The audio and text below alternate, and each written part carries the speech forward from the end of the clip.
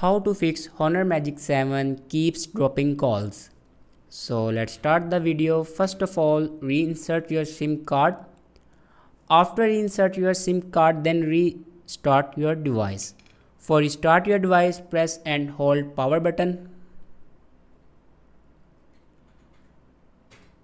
and then click on restart.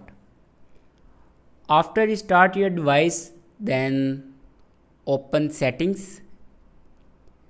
In settings, scroll down and click on system and updates,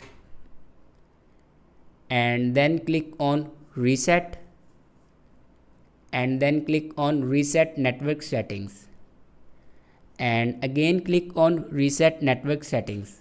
After reset the network settings, then go back and open software update. Now here you can check your latest version will be updated or not. If it doesn't update the latest version, then update it to latest version. After that, your problem will be fixed. Thanks for watching this video.